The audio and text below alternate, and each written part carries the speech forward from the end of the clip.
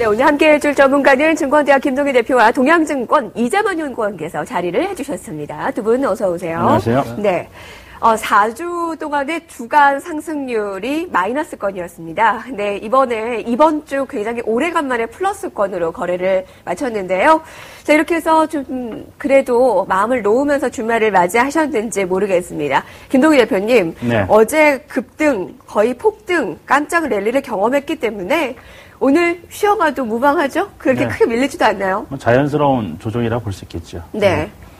지금 제가 계속해서 말씀드렸던 부분들이 이제 삼성전자가 바로 시장의 바로미터다 하는 부분이었죠.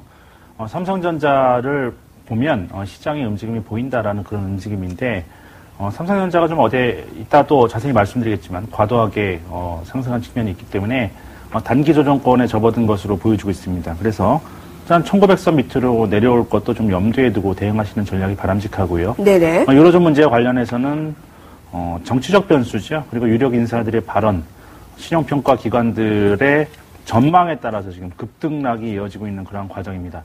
또 오늘 밤에 누가 어떤 말을 하냐에 따라서 급등이 올 수도 있고 급락이 올 수도 있는 그런 구간이기 때문에 단기적인 변동성에 대한 무리한 예측은 좀 무의미한 비추세 구간이다라고 좀 말씀을 드릴 수가 있겠고요. 박스권의 흐름을 굳이 잡아본다면 1850에서 1950포인트 선을 좀 잡을 수가 있겠습니다. 그래서 1850포인트 밑으로 내려오면 사겠다라는 저가 매수세가 대기하고 있는 과정이고요. 1950포인트 이상 가면 팔겠다라는 또 대기 매물도 쌓여있는 이러한 상황이기 때문에 밑에서 사든지 아니면은 나는 확인하고 사겠다 하시는 분은 오히려 2000포인트를 돌파하는 구간에서 좀 비중을 적극적으로 확대하는 전략, 즉 추세를 확인하고 매매하는 전략이 좀 필요하겠고요. 저점 매수를 하겠다라는 분들은 변동성을 이용해서 1850포인트 밑에서 매수하는 전략이 바람직하다라고 말씀드리겠습니다. 네. 그러면 지금은 좀 매수하기에는 쉽지는 않은 구간인 것 같은데. 박스권을 설정해드렸지만 네. 변동성이 하루에 100%도 나올 수 있는 구간이니까요.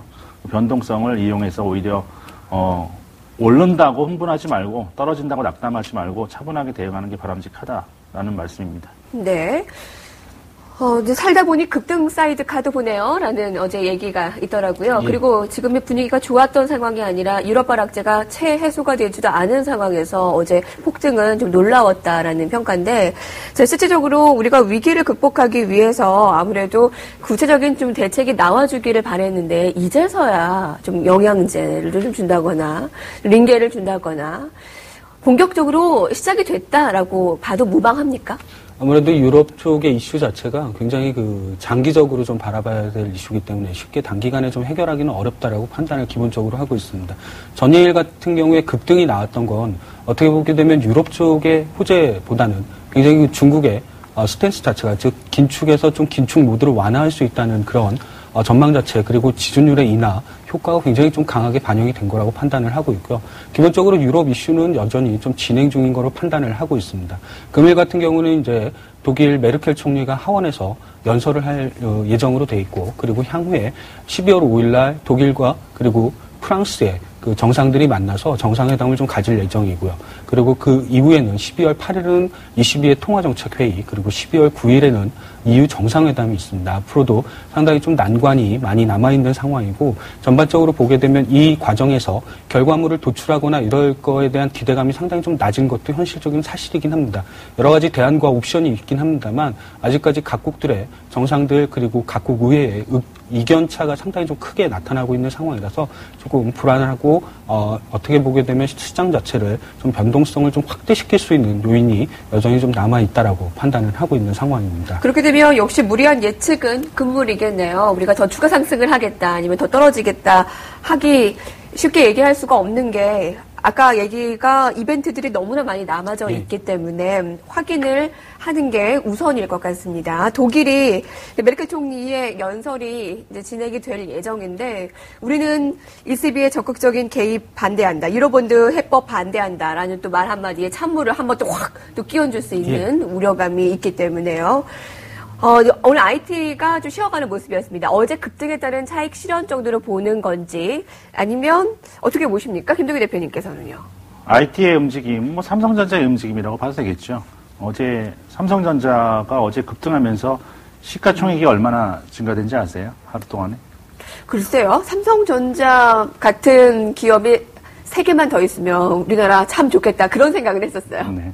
삼성전자가 어제 7% 가까이 올랐는데 시가총액이 어제 하루에만 10조가 넘게 증가됐습니다. 굉장하네요. 그러니까 시중의 자금의 블랙홀 역할을 했다라고 좀 볼 수가 있겠는데 수급적 논리로 본다면 주식객원의 수급은 재료에 우선한다라는 말도 있지 않습니까?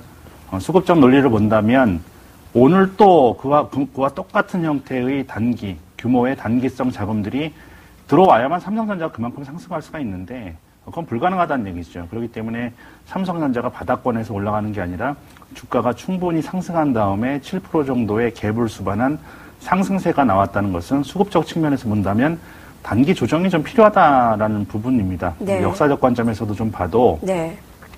삼성전자가 이처럼 좀 두 자릿수에 급등했던 경험을 보면 이후에 좀 후유증을 좀 많이 남겼던 좀 사례들이 있습니다. 네. 1999년도 9월 22일 날 대만의 사상 최대 지진인 치치대 지진이 일어나면서 반도체 공장들이 다 멈췄거든요.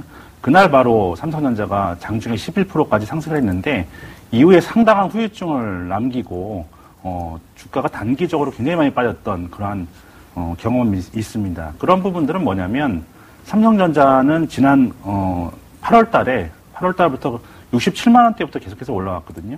주가의 흐름을 좀 차트를 통해서 살펴보시면서 제가 말씀을 드리겠습니다. 차트를 비춰주시면요.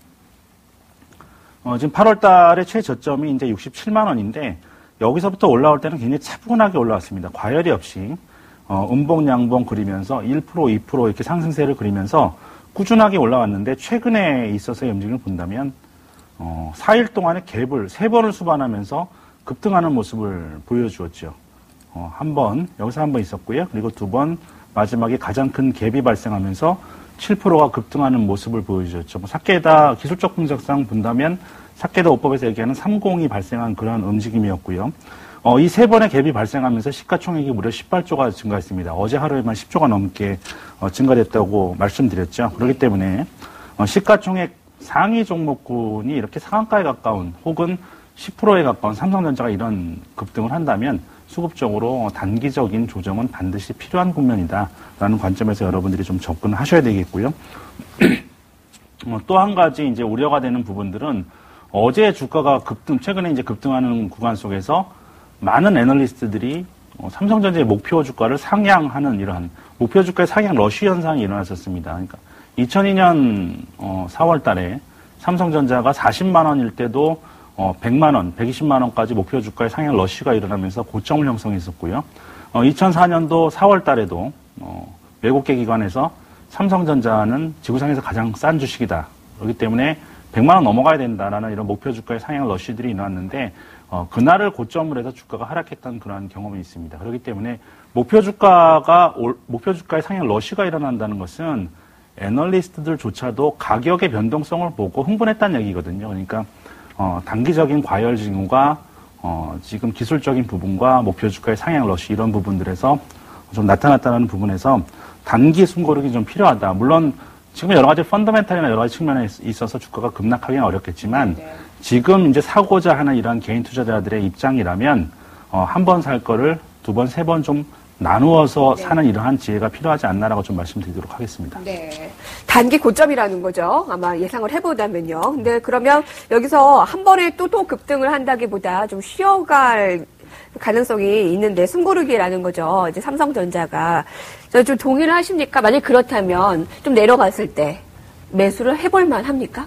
전반적으로 국내 IT 업종은 다른 업종들에 비해서는 상대적으로 이익 모멘텀이 좀 강하다라고 판단할 수 있는 부분이 더 많을 것 같습니다. 특히나 어떻게 보게 되면 IT 쪽에 관련된 반도체라든가 패널 가격이라든가 이런 부분의 회복세가 진행이 돼서 펀더멘탈이 강화되는 것보단 2011년도에 전체적으로 이익 추정치라든가 이익이 전반적으로 좋지 않았었기 때문에 내년에는 이거를 좀 바탕으로 한 기저 효과가 강하게 좀 나타날 거라고 판단을 하고 있고요.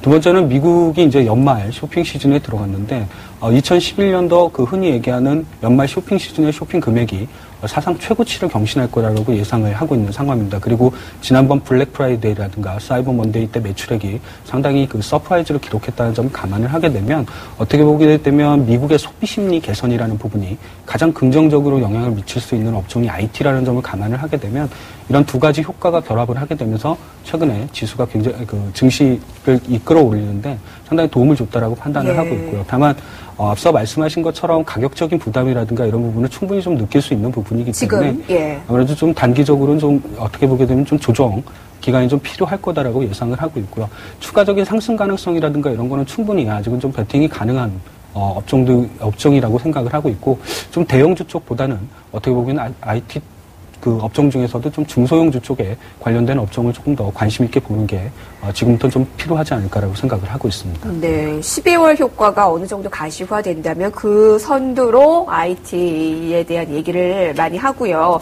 시장 수익률이 있다면 그 상회를 할 업종을 찾는 것이 중요한데 IT라는 얘기를 그 어느 때보다도 얘기를 많이 합니다. 비율로 따져봤을 때 IT가 증권사들의 우호적인 전망이 월등하다라는 거죠. 그러니까 스마트폰이나 태블릿 PC 등 경쟁력이 강화됐다라는 건 알겠는데 정말 아직도 저평가라는 것은 맞습니까? 실질적으로 보게 되면 저평가라는 구간은 조금 좀 다른 의미를 받아들일 필요가 있지 않나라고 생각을 하고 있습니다. 그 IT 대형주들은 저평가를 이미 좀 넘어선 상황이기 때문에 그닥 저평가에 대한 메리트는 많이 없다라고 판단을 기본적으로 좀 하고 있고요. 예. 오히려 앞서 말씀드린 것처럼 IT 업종 중에서도 중소형주가 오히려 조금 더 저평가의 매력을 많이 갖고 있다라고 판단을 하고 있습니다. 그래요. 어떤 게 있을까요? 아무래도 전반적으로 보게 되면 그 처음에 소개를 해주실 때 그 삼성전자와 관련된 IT 중소형주를 말씀을 해주셨는데 네. 그 정도가 가장 조금 어떻게 보면 지금부터는 관심을 가지고 좀 지켜볼 필요가 있는 대표적인 업종들이 되지 않을까라고 생각을 하고 있습니다. 김동희 대표님도 동의하십니까?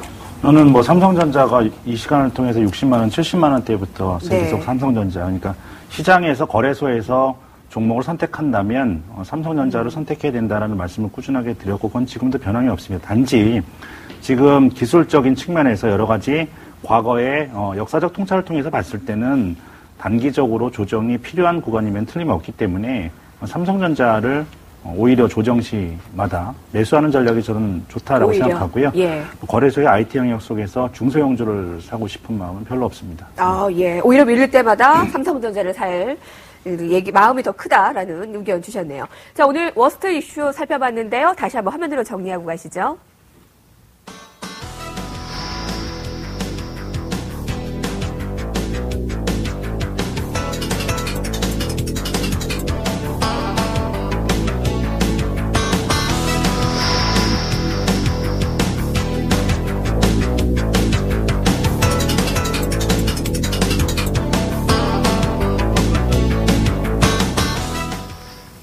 네, 어제 급등했던 업종들 대부분이 오늘 숨고르기를 나타냈는데 추가적으로 올랐던 업종 종목들이 주로 이 금융주 쪽, 이 증권 쪽으로 나타났습니다. 그런데 어제도 우리가 짚어봤습니다만 금융에 대해서는 장기적으로 봤을 때 지금 매수를 하는 것이 타당하다라는 의견과 함께 아니다. 조금 더 유로존의 상황을 지켜봐야 하기 때문에 시장 수익률을 상회하지 못할 업종이라면 아직 보지 않는 것이 좋다라는 의견이 좀 엇갈리거든요. 어떻게 판단을 해볼 수 있습니까? 김동희 대표님. 저는 뭐 금융주에 대해서 굉장히 좀 계속해서 좀 부정적 입장을 견지하고 있는 사람이기 때문에요. 뭐 금융주를 사고 싶은 마음은 없습니다. 네. 은행주 같은 경우에는 실적 전망이 계속해서 하향될 수밖에 없겠죠. 은행주는 뭐 2년 전부터 계속 저평가 얘기가 나왔던 그런 종목인데, 제가 KB금융에 한번 차트를 보여드리겠습니다. 한번 보시면요. 우리나라 은행주의 대표적인 종목이죠. 계속해서 뭐 애널리스트들은 저평가됐다, 1년 내내 저평가됐다고 그랬지만, 어느 구간에서 샀던지 간에 손실을 볼 수밖에 없었던 그런 네. 상황입니다.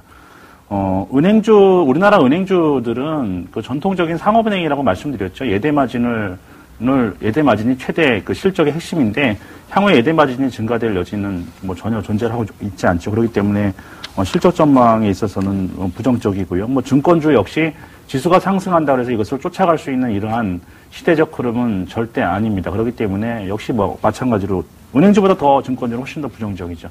보험주 네. 같은 경우에는 이제 모멘텀이 없는 상태이기 때문에 이 세 금융주의 대표적인 이 세 분야에 모두 지금 전망은 좀 모멘텀이 없는 상태다. 반면에 위기가 닥쳤을 때의 시스템 리스크는 굉장히 가장 크게 부각되는 분야인데 굳이 네. 여러 가지 업종 중에서 지금 가장 좋은 업종을 지금 선택해야지 지금 겨우 방어가 가능한 그러한 상황인데 여기서 굳이 전망이 엇갈리는 이러한 업종을 선택할 필요가 있느냐라는 관점에서 좀 말씀드리도록 하겠습니다.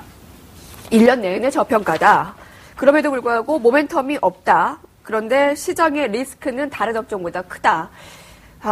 그 얘기만 들어도 의견을 알겠네요. 사고 싶은 마음이 없다라는 의견 주셨는데, 이재만 연구원께서는 좀 더 리서치 센터에서 얘기를 더 해주실 텐데, 어떻습니까, 실제로? 우선 은행업종은 말씀하신 것처럼 그렇게까지 크게 관심을 받는 업종은 아닙니다. 아무래도 저평가에 대한 매력도 그리고 이런 부분들에 대해서는 계속적으로 언급이 되고는 있습니다만 실질적으로 저평가에 대한 매력보다는 아무래도 이제 정부가 가지고 있는 규제 리스크라든가 유럽의 재정위기 그리고 금융위기에 그 확산 여부에 따라서 은행업종이라든가 국내 금융업종이 조금 명암이 엇갈리고 있기 때문에 실질적으로 좋다라고 평가하기는 상당히 좀 어려운 부분이 많다라고 여전히 판단을 하고 있고요. 전반적으로 보게 되면 은행업종은 굉장히 그 은행업종이라든가 국내 금융업종 같은 경우는 굉장히 오랜 시간 생각을 하시고 투자를 하셔야 될 거라고 판단을 하고 있습니다. 꼭 굳이 지금 매수를 하거나 이럴 수 있는 타이밍은 아니라고 생각을 기본적으로 좀 하고 있습니다. 다만 그 은행업종, 증권업종, 보험업종을 좀 나눠보게 되면 전반적으로 지금 뭐가 싸냐라고 얘기하면 당연히 좀 증권업종이 굉장히 좀 싸게 가격 책정이 돼 있는 상황이긴 합니다. PBR이 한 0.6배 정도로 형성이 돼 있으니까 네. 굉장히 가격 메리트는 높은 건 맞는데 가격 메리트 말고도 시장에 투자를 하실 때는 아무래도 이제 변동성이라든가 흔히 얘기하는 주가가 갖고 있는 또는 업종이 갖고 있는 고유적인 위험이라든가 이런 부분을 많이 고려하실 필요가 있다고 생각을 하고 있는데 여전히 좀 우리나라 금융업종 전반적으로 보게 되면 위험의 노출도가 굉장히 심하고 그리고 그 흔히 얘기하는 변동성이라는 부분, 베타라는 부분이 다른 업종에 비해서는 상당히 좀 높기 때문에 굉장히 투자하실 때는 조금 고려하시거나 좀 위험을 많이 감안을 하셔서 생각을 하셔야 될 거라고 판단을 하고 있습니다. 예. 외환은행 인수 작업이 막바지에 온 오늘 하나금융지주 주가가 3%대 하락이었습니다. 오늘 교보증권에서는 중장기적인 상승 여력이 둔화되고 있다며 하나금융에게 부정적인 의견을 줬는데요. 자, 그런 반면에 오늘 외환은행은 오늘까지 5일 연속의 상승을 나타냈습니다. 이 두 기업에 대해서 좀 전망을 해볼까요, 연구원님? 아무래도 두 기업 모두 다 어떻게 보게 되면 전체적으로 국내를 좀 대표할 수 있는 그 금융업종 중에서 전반적으로 이제 국내를 좀 대표할 수 있는 기업들이긴 한데 앞서 말씀드린 것처럼 거의 비슷하다라고 생각은 하고 있습니다. 기본적으로 금융업종이 갖고 있는 리스크라든가 이런 게 상당히 많이 노출되어 있는 상황이기도 하고요. 그리고 인수라든가 합병이라든가 이런 부분들에 대한 이슈가 있었을 때마다 잠깐씩 부각이 될 뿐이지 그 외 기타 다른 부분에 대해서는 크게 부각이 되지 못하고 있는 상황이기 때문에 투자를 하실 때나 이럴 때 이제 좀 조심스럽게 접근을 하셔야 된다는 거는 동일하게 마찬가지로 적용이 되지 않나라고 생각을 하고 있습니다. 예, 비슷하다라는 의견이네요. 하이마트 경영권을 둘러싸고 첨예하게 대립했던 이 유진기업과 선종구 회장 공개 매각이라는 이 반전카드를 내놓은 오늘 하이마트 주가가 두 기업이 아주 출렁거렸습니다. 모두 주가 상승을 나타냈는데 앞으로의 흐름 어떻게 될지 좀 전망하는 데는 쉽지 않을 것 같아요. 김동기 대표님. 그리고 하이마트가 4년 만에 다시 매물로 나오면서 유통업계에 좀 관심이 모아지고 있는 것으로 파악이 되는데요. 일단 M&A에 대한 그런 지금까지 논란 부분은 일단은 종식이 됐기 때문에 주가의 흐름은 이제 자기 가치를 좀 찾아가는 흐름을 좀 찾을 거다라고 좀 말씀을 드리겠습니다. 지금 유진그룹은 급등하고 하이마트는 떨어졌다가 다시 반대 흐름도 나타났다가 이렇게 좀 변동성이 있었는데 그렇지만은 이제부터는 오히려 M&A 이슈에 따라서 더 변동성이 또 증폭이 될 수 있는 상황이기 때문에 시장 상황은 이제 펀더멘탈에 대한 어느 정도 평가를 좀 받다가 제자리를 찾아가는 과정을 좀 갔다가 다시 한번 좀 변동성이 확대되는 구간으로 전개될 것으로 보여지고 있습니다. 그래서 지금 주가를 예측하기는 굉장히 어려운 구간이기 때문에 그 변동성을 이용한 단기 매매 이런 부분에 있어서는 오히려 잘못 들어갔다가는 크게 이제 주가에 손실을 입을 수 있는 지금 그러한 상황이 좀 전개가 될 수도 있습니다. 그렇기 때문에 오히려 그런 단기적 관점보다는 단기적 관점이라든지 중장기적 관점이라든지 지금 당분간은 변동성이 좀 커질 수밖에 없는 상황이기 때문에 좀 투자를 일단 좀 배제하고 좀 지켜보는 것이 바람직하다라고 말씀드리겠습니다. 네. 지난번에도 한번 상담을 해드린 것 같은데 주가가 이제 그때 굉장히 많이 떨어져 있어서 고민이 있으신 분한테 제가 변동성이 크기 때문에 사신 가격 정도는 올 기회가 충분히 있을 것이다. 그러면 그 가격에 팔아라. 매도하는 게 좋다는 말씀을 드렸는데 그 가격 정도는 또 도달을 했었거든요. 그렇기 때문에 편안하게 좀 지금 투자할 수 있는 종목을 찾아야지 굳이 변동성에 노출된 종목에 투자할 필요는 없다라는 좀 생각이 드네요. 네. 약간 위험 요인을 감수할 만한 투자자는 해도 괜찮다는 의견이죠. 근데 꼭 굳이 그런 것을 감수하고 갈 필요는 없다라는 것이고요. 뭐 변동성을 좋아하시는 분이라면 단기 매매를 하셔도 관계없지만 쉬운 게 아니거든요. 뭐 하루에 뭐 10% 이상씩 변동성을 주는데 거기서 내가 저점에 사고 고점에 판다? 논리적으로는 가능해 보이지만 사실상 불가능한 측면이 아닌가라는 좀 생각이 드네요. 네. 자, 오늘의 이슈들 그리고 특징 종목들 알아봤습니다. 이렇게 확인한 이슈들 잘 점검하시고요. 이제 내일자 전략을 세워봐야 될 텐데 다음 주 전략을 세워봐야 할 텐데 먼저 증권사들이 하나둘씩 2012년 그러니까 내년 전망을 내놓고 있습니다. SS가 준비했습니다. 먼저 간단히 볼까요? 주요 증권사들의 얘기를 들어봤습니다. 먼저 대신증권입니다. 1800에서 2300 예견하고 있습니다. 1분기 중국 긴축 완화 기대감 그리고 상반기 중 유럽 재정 위기와 미국 경기 문제가 재부각될 가능성도 있다. 그래서 상저고요. 2012년 하반기에는 컨센서스 이상의 랠리를 기대한다. 그래서 하고 좋습니다. 상반기보다는 하반기가 나을 것이다라는 의견입니다. 다음 보시죠. 우리투자증권입니다. 오히려 반대입니다. 코스피 예상 밴드는 앞서와 같지만 상중 하저입니다. 경기 방어주보다 가치주가 부각될 것. 하반기에 오히려 악재가 돌출될 가능성이 있다라는 의견을 줬습니다. 다음 보실까요? 토러스 투자증권입니다. 역시 코스피 예상 밴드를 같습니다. 1800에서 2300인데 이 증권사는 상고하저입니다. 상반기에는 오히려 높고 하반기에 낮을 가능성이 있다라는 거고요. 하반기에 경기 모멘텀이 둔화되고 인플레이션 등 부담 요인이 있기 때문이다. 관심 업종 종목으로 화학건설, 자동차, IT 좋습니다. 한국투자증권입니다. 1650 조금 더 저점을 낮췄네요. 그리고 2250까지 봤는데 굉장히 예상 밴드가 넓습니다. 상저하고 앞서 대신증권과 같습니다. 1분기 말 전후에서 모멘텀 부각될 예상이 된다. 아시아 내수 성장과 IT가 주도할 가능성이 크다. 역시 관심 업종 종목으로 IT, 자동차 얘기 좋습니다. 현대증권입니다. 1640 가장 낮네요. 저점이. 그리고 2140까지 봤고요. IT와 경기 소비 업종 좋습니다. 상대적으로 소외된 중소형주 발굴의 기회가 될 것이다. 유럽 국가 채무와 중국 부동산 경기 흐름을 확인하자 소비 업종을 추천한 것이 이색적이네요. 이재만 연구원님, 쭉 보니까 코스피 예상 밴드는 비슷한데 이게 도대체 상저하고냐 아니면 상고하저냐 너무 다르네요. 예, 아무래도 그 내년에 있는 증시 전망 역시도 유럽의 이슈를 제외하고는 좀 전망하기가 좀 상당히 좀 어렵기 때문에 이슈 자체가 상당히 좀 중요하게 영향을 미친 거라고 생각을 하고 있고요.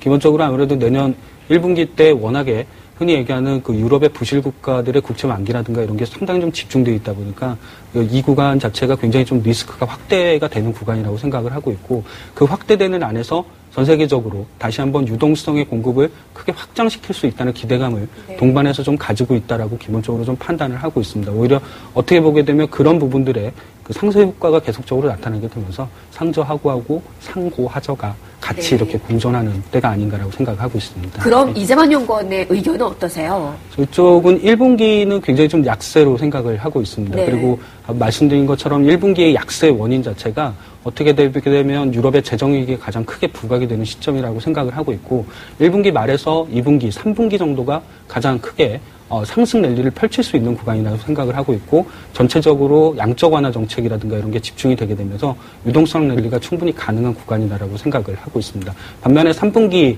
중반부터 4분기 정도까지는 이 앞서 확대된 유동성 자체가 굉장히 좀 부정적으로 작용할 가능성이 있어서 인플레이션이라든가 이런 거에 대한 우려하고 그리고 내년이면 전체적으로 중국의 정권 교체하고 미국의 대선 그리고 한국 역시도 대선이 있습니다. 대부분 다 4분기 때 집중이 돼 있는데 굉장히 그 어떻게 보게 되면 대선 자체가 악재다 호재다 이런 거를 따지기 전에 지금 같은 경우는 정권이 교체된다는 것 자체도 굉장히 불안감을 야기시킬 가능성이 있기 때문에 기대와 불안이 좀 공존을 하게 되면서 전체적으로 좀 보합세라든가 하락 쪽으로 방향을 잡아갈 게 내년 3분기 중반 중반부터 4분기 정도까지의 모습이 아닐까라고 생각을 하고 있습니다. 2012년 전반적으로 봤을 때 중간이 가장 높고 앞뒤로가 좀 약할 가능성이 있다라고 했네요. 그러면 상고하저와 상저하고의 딱 중간 정도라고 좀 볼 수가 있겠습니다. 자, 코스피 밴드는 넓게 1800에서 2300에 대한 의견을 좀 줍니다만 그 안에 내용들을 확인을 해볼 필요가 있어 보이네요. 자, 이재만 연구원님, 다음 주에 봐야 할 변수들을 좀 얘기를 해주시고요.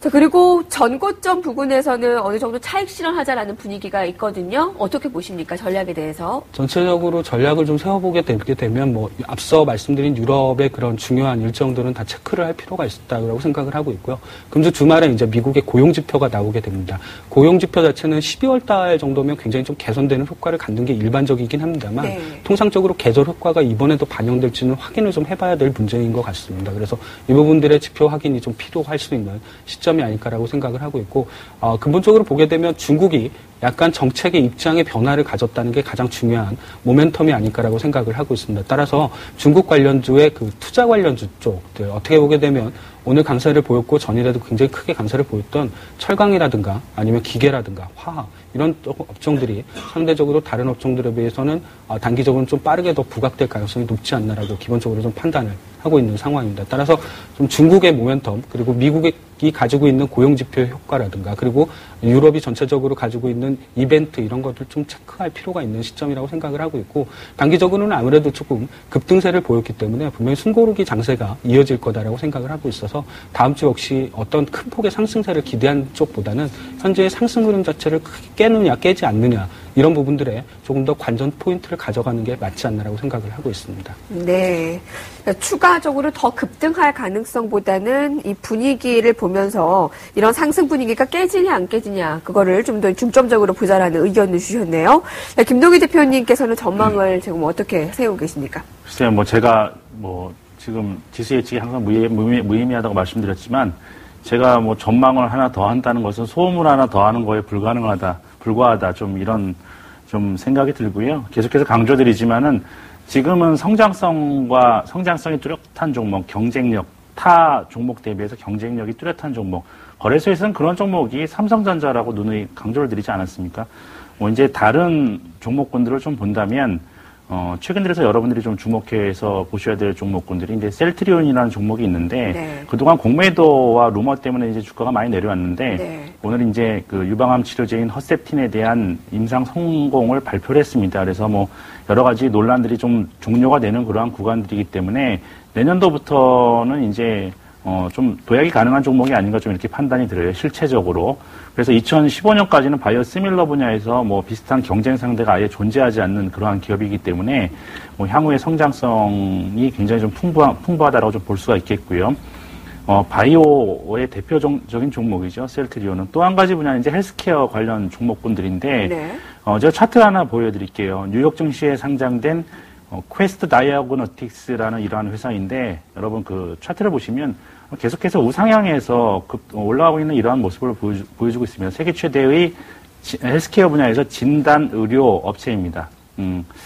그 헬스케어 관련 분야의 성장성은 계속해서 매년 기하급수적으로 늘어날 거고요. 내년도 우리나라의 정책들을 본다면 2월 달에 치매관리법을 시장으로 해서 대선 총선 다 있고 여기에 노인복지라든지 여러 가지 건강 관련 복지 정책이 굉장히 팽창하면서 관련 헬스케어 업종들의 실질적인 실적이 굉장히 크게 지금 증폭될 예정이기 때문에 관련 업종, 즉 바이오 그리고 헬스케어 관련 업종에 있어서는 실질적으로 실적이 증가되는 실체가 있는 업체들은 꾸준하게 여러분들이 관심권에 두고 보시기 바랍니다. 네.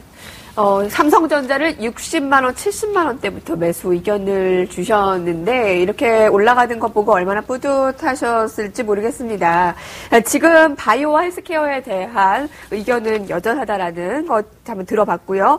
이렇게 해서 오늘장 정리를 들어봤습니다. 동양종금증권의 이재만 연구원, 증권대학의 김동희 대표와 함께했습니다. 두 분 고맙습니다. 감사합니다. 고맙습니다.